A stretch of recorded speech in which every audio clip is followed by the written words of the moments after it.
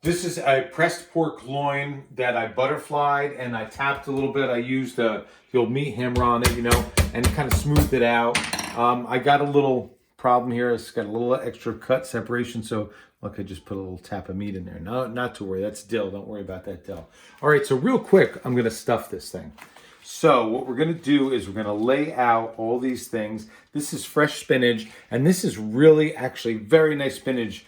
Joanna and I, my wife, were lucky enough to go out and see some of this beautiful fresh spinach in leaf form, which it's really hard to get anymore. I think the market has lately become ready for baby spinach, and this is leaf spinach. And this is going to be just great in here because it's going to add a lot of moisture, and it's going to give it a lot of body. The other thing that we're going to put on here is the cheese, and this is feta cheese. And we're just going to tuck that in there. Feta cheese. And it's going to be nice inside. You don't want a cheese, if you're stuffing something, you don't want a cheese that's going to be really, really, quick to melt, like mozzarella or something like that, okay? And then this is our topping. Okay, this is going to go on my top, but I'm also going to drizzle a little bit of this in here. And this is olive oil, garlic, and a little bit of hot red pepper seed from our garden, okay?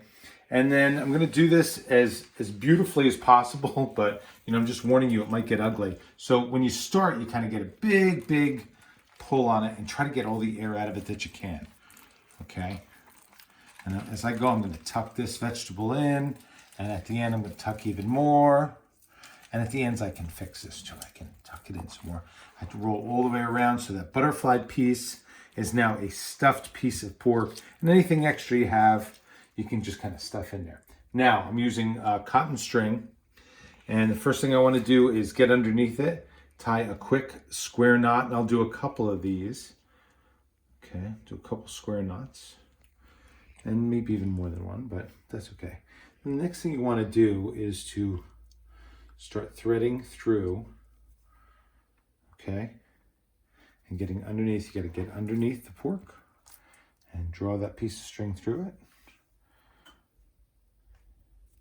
And then tie it off. Oop, I went through this time, but you just basically tie it off. So you just keep repeating these steps, going down the piece of pork where I tie it together, okay? And then basically try to make a like kind of a hoop. And then you go underneath it. And you bring it together one more time. Come on together. And then I'm going to make my last piece. Okay, go through the whole thing, and I'm going to tighten up and tie it. Now, so I'm going to put this right up on top here. Tighten it up. Come on, get under there. Tighten it up. I'm going to cut it and tie it off. So I'll do that tie off in a minute. It's no big deal, but you basically get it, right? I basically just truss the whole thing. I'm keeping it all together.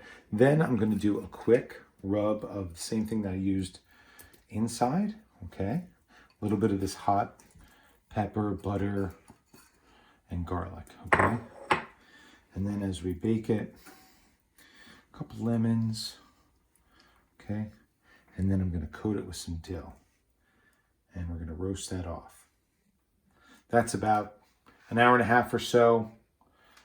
Take it apart, cut it, and enjoy it.